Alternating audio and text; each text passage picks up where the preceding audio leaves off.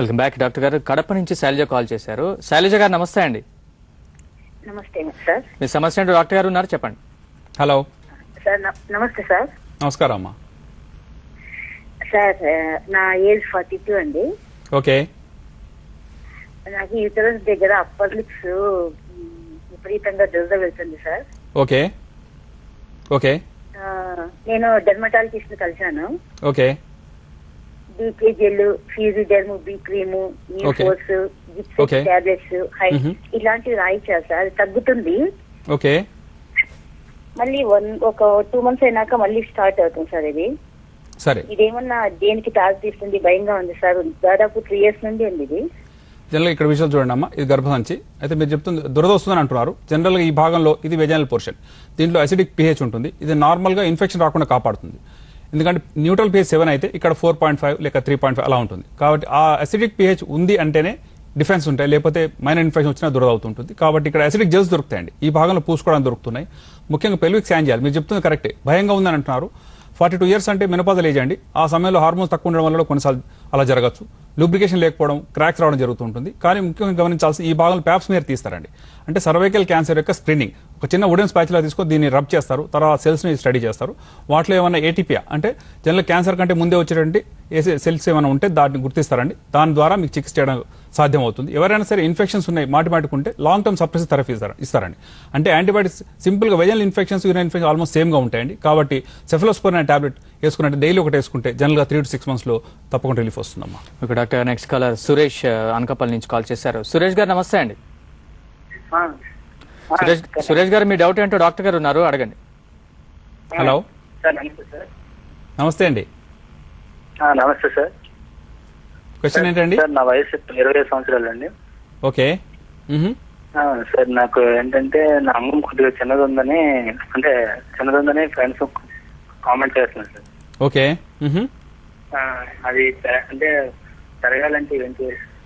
General గా ఆ size చూడాలండి, నార్మల్గా కాదని చూసుకోవాలి. ఎందుకంటే ఇతరులు కామెంట్ చేసేదానికంటే మనకు ఫస్ట్ తెలియాలి వెదర్ వీఆర్ ట్రీటింగ్ జనరల్గా అవసరమైన వాళ్ళకి చికిత్స ఇవ్వాలండి, అందరికి ఇవ్వకూడదు. ఎందుకు అంటే ఇక్కడ విషయాలు చూడండి. ఇలా పురుషాంగాన్ని పొడవు చేయడానికి ఒక పరికరం కనుక్కున్నారండి. ఇది పొత్తికడ భాగంలో ఉంటుంది, పురుషాంగం ఇందులో పెట్టాలి. పెడితే చివరిని మీకు 2 రింగ్స్ కనబడుతున్నాయి. ఈ మధ్యలో టెన్షన్ రాడ్స్ ఉంటాయండి, వీటిని లాగొచ్చు. 2 రింగ్స్ ఎందుకు ఇచ్చారంటే జారి ముందుకు వెళ్ళిపోకుండా, అలా ఎంత బరువుని మనిషి టాలరేట్ చేయగలరు అంతవరకు చేయొచ్చు అండి.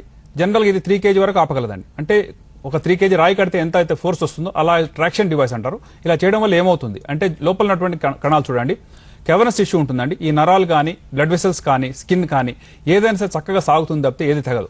కాబట్టి ఎవరికైనా సరే ఈ మొదటి నుంచి చివరి దాకా చూస్తే ఆల్మోస్ట్ 5 cm కంటే చిన్నది కాబట్టి వారిలో ఈ డివైస్ పెట్టచ్చు అండి. అదృష్టం ఏంటంటే ఇక్కడ భగవంతుడు గాడి ఇచ్చాడండి. దీని లోపల ఒక రింగ్ ఉంటుంది, పొత్తికడ భాగంలో ఇంకోటి ఉంటుంది. చక్కగా యాంకరింగ్ చేయొచ్చు అండి. దీన్ని వేసుకుని కూడా పనులకు వెళ్ళొచ్చు. జనరల్గా రోజుకి 12 hours అలా పెట్టుకుంటే 6 months లో 1 inch పెరుగుతుందండి. ఆ 1 inch కీలకం కావచ్చు అండి. ఓకే డాక్టర్ గారు. నెక్స్ట్ కాలర్ ఝాన్సీ మంచిర్యాల నుంచి కాల్ చేశారు. ఝాన్సీ గారు నమస్తే అండి. సార్ నమస్తే సార్. నమస్కారం అండి. సార్ నేను ఒక చిన్న డౌట్, ఒక 2 minutes మాట్లాడతాను, ప్లీజ్ లైన్ కట్ చేయొద్దు. ఓకే. యాక్చువల్లీ నాకు లాస్ట్ మంత్ అంటే జూలైలో 5th కి డేట్ వచ్చిందండి. ఓకే. ఆ తర్వాత ఆ మంత్ నేను ఇంజెక్షన్స్ తీసుకోవడం వల్ల నాకు 4 eggs రిలీజ్ అయ్యాయండి. ఓకే. సంతానం ట్రై చేస్తున్నారమ్మా? అవునండి, నా మ్యారేజ్ అయ్యి 3 years అవుతుంది. నాకు ఎలాంటి ప్రాబ్లం లేదు. అంటే పీసీఓడి ప్రాబ్లం ఉండింది, అది తగ్గింది. థైరాయిడ్ ప్రాబ్లం ఉంటే కూడా అది కూడా నార్మల్ కి వచ్చింది. ట్యూబ్స్ లో ఎలాంటి ప్రాబ్లం లేదనేసి లాస్ట్ మంత్ తెలిసింది. సో మొన్న మంత్ వచ్చేసి 4 eggs రిలీజ్ అయ్యాయి. అందులో 3 రైట్ ఓవరీలో, 1 ఏమో లెఫ్ట్ ఓవరీలో. సరే. ఓకే. 3 eggs వచ్చేసి హలో చెప్పండి ఝాన్సీ గారు. 3 eggs వచ్చేసి రిలీజ్ అయ్యాయండి. రిలీజ్ అయిన తర్వాత అంటే రప్చర్ అయిపోయినాయి అనమాట. ఓకే. రప్చర్ అయిపోయింది. మేడం ఇంకా మీరు కలిసి ఉండాలమ్మా ఒక 2-3 days అని చెప్పారు. ఓకే అనుకున్నాము.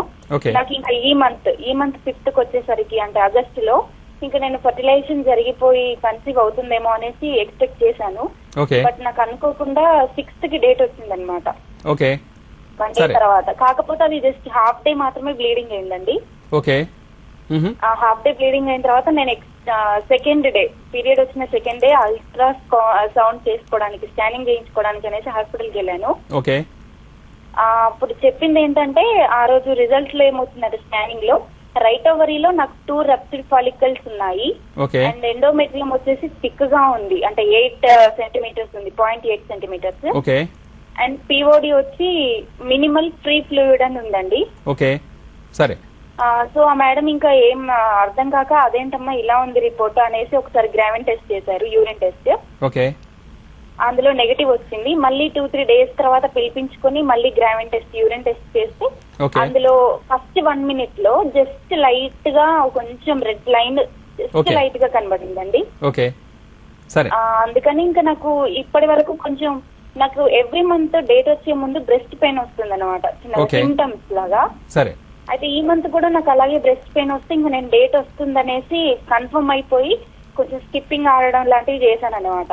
చేయగానే సెకండ్ డేనే అలా ఎక్సర్సైజ్ చేసిన 2వ రోజు 6వ తారీఖు నాకు డేట్ వచ్చిందండి.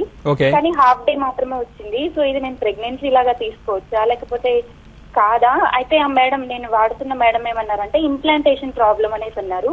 సో నాకు ఇంప్లాంటేషన్ ప్రాబ్లం అంటే ఏంటి అది కొంచెం మీలో ఉన్నది పాలిసిస్టిక్ డిసీజ్ అమ్మ. ఇక్కడ విజువల్ చూడండి, నార్మల్ ఓవరీలు ఎలా ఉంటుంది, స్మూత్ గా ఉంటుంది, కానీ ఇక్కడ మల్టిపుల్ సిస్ట్లు ఉండడం మీలో సమస్య.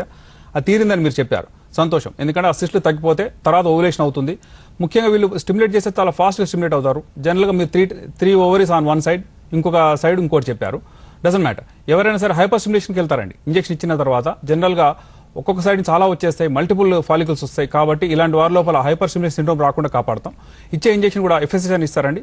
చాలా తక్కువ డోస్లో స్టార్ట్ చేయడం, మెల్లగా పెంచుకోవడం జరుగుతుంటుంది. పెద్ద సిస్ట్లో అంటే దీన్ని ట్రాన్స్వేజన్లో పంక్చర్ చేసేస్తాం. అయితే మీరు భర్తతో కలిసారండి.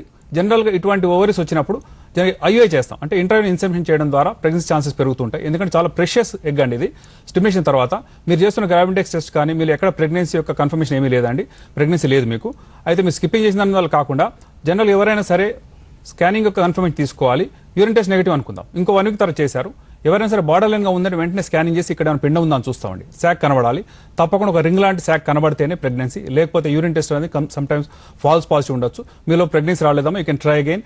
పీసీఓడి లోపల జనరల్గా మళ్ళీ ఓవులేషన్ అనేది అవుతుంది. ఈసారి ఐఐ టెక్నిక్ చేయడం ద్వారా ఈ కాంబినేషన్ లో success rate is little better.